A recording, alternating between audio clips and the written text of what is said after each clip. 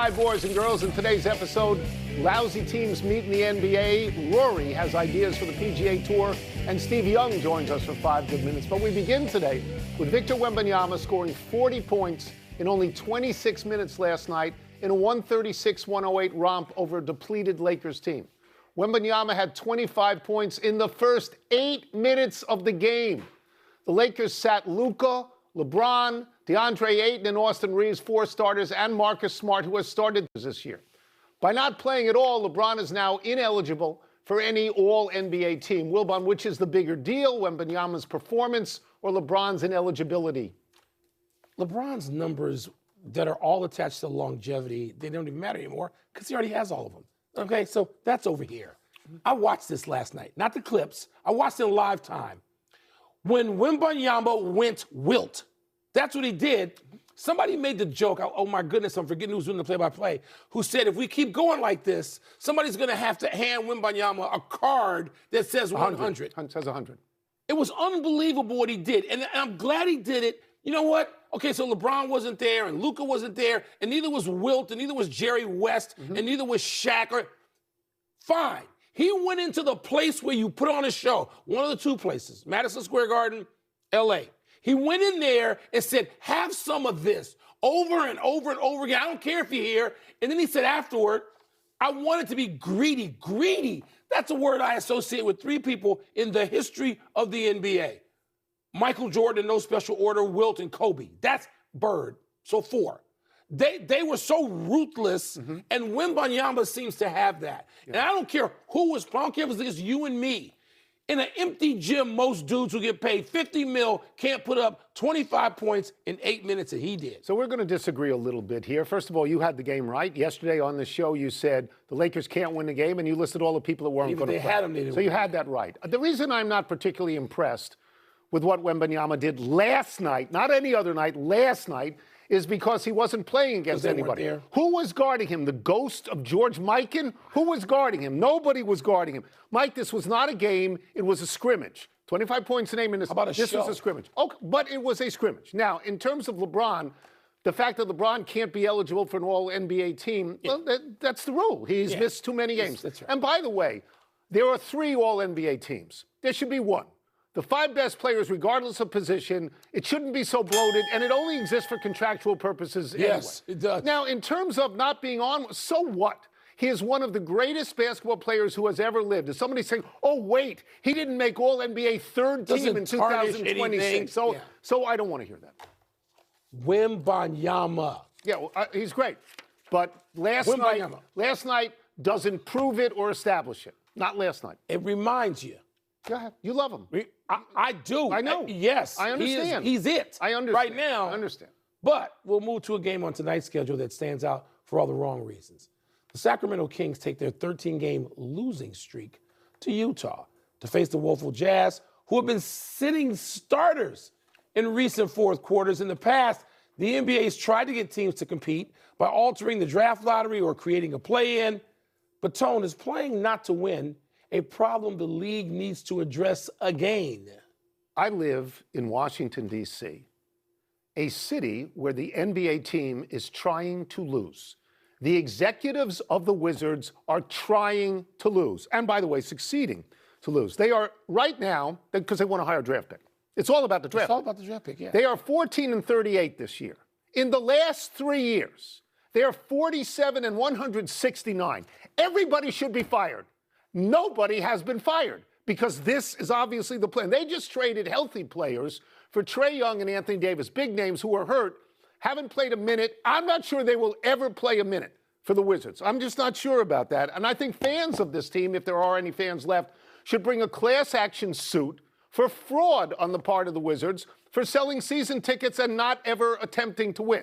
The Utah Jazz are not attempting to win. They're sitting their starters in the fourth quarter. You cannot close out a game when your starters are not playing. You don't want to close out a game. Look, players want to win. Players don't tank. That's right. Coaches, general managers tank, and owners allow it to happen. We agree on that. It's a plague. 100%. And now we will disagree. The league shouldn't touch this. You know why it can't? Because billionaire owners are going to say, we want to go to court, really? You want to prove that I'm doing this? I don't mean in the case of Utah. because it's easy. By the way, Danny Ainge, I know how much you respect Danny Ainge. He's brilliant. Okay, so let me just mention that Utah, by tanking, you tank to win.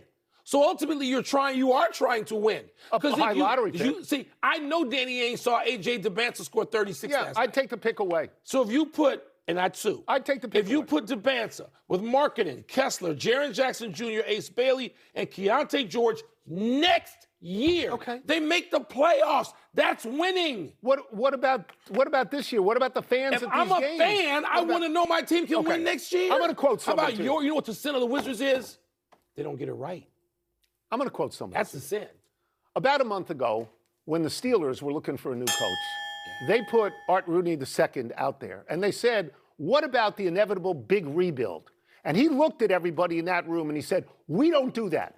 We try to win every single game. Good for him. Good for him, and that's why he doesn't own an NBA team. Right. Because they don't. You know what? Good for him, and I want DeBanza. Or I want that kid, Caleb Wilson, and so do you in Washington, because then you can stop losing intentionally. 47 and 169, and nobody's fired. They don't get it right. Well, somebody got fired in the previous It's my turn. Let's move to golf. Rory McIlroy is out in California getting ready for the Pebble Beach Pro-Am that starts tomorrow. At a press conference yesterday, Rory said, quote, I think the Players is one of the best golf tournaments in the world, but we have 4 major championships. It's the Players. Doesn't need to be anything else, unquote. Rory also called the PGA, which is a major glory's last shot, referring back to where it used to be on the major schedule last. In 2019, golf moved it up to second. Now it's in May. Rory wants it back to 4th in August. Wilbon, is Rory right? Both cases, yes. The Players, it's exciting. It's huge. But you can be huge and not be called a major. It's huge. It's the best field. Yep. It's the deepest field. Not a major. He's speaking factually. And, Tony, I hate that the professional golf is so afraid of the NFL. Totally. That it won't even put some. First of all, yes, there is some overlap in terms of viewership and eyeballs, but there's a lot of it that's exclusive to your endeavor. And the season is scrunched. They should put this back in August. It feels unnatural to have it where it is with the stupid FedEx thing just rushed in there and slapped together. I'm with Rory on both counts. Okay. Golf has 4 majors. They've had 4 majors, the same 4 majors, 60, 80 years, maybe more than that. They got the Masters, they got the U.S. Open, they got the British Open and the PGA. Oh, so they got 4. That's what they have. They have 4. You remember the Beatles? Beatles had 4 members. They had John, Paul, George, and Ringo. There was a disc jockey in New York when the Beatles came along named Murray the K, who said, I'm the 5th Beatle. But you're not, because they only have 4 Beatles. The Players has the best field, you're right, but it's not a major. There are 4 heads, right? On Mount Rushmore, there are 4 heads. Anybody clamoring for a 5th head? Well, you don't. Probably. Well, you don't need somebody a 5th head. clamoring for now, a 5th. You're right. Yeah. They moved it for 2 reasons. One, they moved it because it was 2-month gap between the Masters and the next major. Which is okay. They wanted, but golf wanted to fill the gap. Yeah. But the more important reason was they wanted to get out of the way of the train that is the NFL. Yes. And so the FedEx Cup wants to be finished by Labor Day, so there is not a conflict. If you can put it in August and still accomplish that, I'm okay with that. But, Mike, I don't mind it the way it is because now we have majors in April, May, June, and July. I don't think it is. I don't think it's too rushed. I like it. It felt natural the way it was. It felt great having the PGA in August. Of course they can put it in August. Pro football doesn't actually start until the Sunday after Labor Day. Well, Thursday. So there's Thursday. So they got time to do this. Can I tell you something? Again. I met Rory's father when I was in Florida. I mean, he's a member at Seminole. I met him. He was a lovely guy. Rory's father's a member. Yeah. He was completely lovely. He watches this show. Good for him. And he watches TGL as well. Let's take a break. Now you went a bridge too far. Coming up, we will ask Steve Young about Drake. Just yet, we have some questions for our great friend, the man who seemed like the homecoming king of this year's Super Bowl festivities, Mr. Steve Young. We're going to start with Drake May. How does a painkiller shot in your throwing shoulder help and hurt you as a quarterback? And what sort of empathy, and that's the right word, empathy, because you played this position, what sort of empathy do you have after his struggles? Well, first of all, in the shot, I mean, the shoulder's the most complex joint in the body, and especially a throw, you know you're throwing shoulder better than anything else, like the intricacy of it, and if it's numb in a certain spot, it can really affect you. And I think in the first quarter, I was like, he doesn't look 100%, so you could tell that something wasn't right. I feel bad that had to happen at that time, but taking shots in the shoulder yeah, I mean, sometimes it doesn't matter, and sometimes it really does matter. It's hard to know the context. As far as the empathy, man, it got to a point where I always used to say in college, all the receivers are open, and the pros, nobody's open. That was the difference. And that was like for Drake all year, everybody's pretty much open, and then all of a sudden he goes to the Super Bowl and nobody's open, and he's getting mauled, and you could see him getting overwhelmed. Like it just gets it gets into your head, it gets into everybody's head. We're in the Super Bowl, it's going the wrong way, we can't get a first down, and then things start to go haywire, and they never could get right. And that's why championship football is so compelling, because it happens that fast. It's not 7 games. It's not, you don't get to go back tomorrow and try it again. It's like it all happens right there, and then you just devolve, and bam, you're out. And he's going to learn a lot from it. It's a huge scar that he's going to have from it, but he can turn it to the positive over time. But man, talk about empathy. That was a tough spot. We'll switch quarterbacks and get to a totally different sort of story arc. Steve, you told our friend Rich Eisen earlier this week that Sam Darnold's career arc feels similar to yours. I must have missed the extra 3 or 4 teams that you got dumped to, but please tell us, what is it about Darnold's career arc that feels similar? Yeah, I would say this. He started in a place where it was cloudy and rainy, how it felt, right? It was oppressive in how it felt to try to be good. And then you get to a place where the clouds part and the sun comes out in the West Coast offense, and now the fruits of it, now we talked about every week. And that's similar to me, right? It's like I started in a place that was just brutal, and then got to a place that's just, you can now go find out how good you can get. And that's the best thing you could ever ask in the team sport, is be in a spot where you have the right kind of people to allow you to go show if you're good or great or whatever it is, let's go show it. And I think that arc is really, but that's true for anyone, Michael, whether you go team to team or not. Right. Are you in a place that has a platform to allow you to iterate and find out how good you are? And there's just not 32 of them. We talk about that a lot. And when you find one, it's like a gift from heaven. And you just, now let's go. You might not be as good as you think you are. It might be the truth that you can't do it. But at least we're going to find out how good or great you can be. And I think Sam in that spot, it feels familiar. All right, extending on that, we're going to ask you to be judge and jury when you mention those platforms and who has them. Of the young quarterbacks besides May and Darnold, so let's say people in their, 5th year or less, who impresses you? Who do you like? Who do you look at and say, yeah, I'll take some of that for a while? Well, like we just said with Sean Payton, you got Bo Nix. He's in one of those places where you're going to be able to iterate and find out how good you are, and it seems like he's going to be pretty good.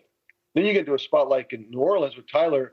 Is he somebody that could do a Brock Purdy? I mean, could he be somebody that just could explode on the scene? It does feel like everyone around him that plays with him is like, this kid is real. This kid is for sure. And so I think there's those are the two that stick out for me that are younger.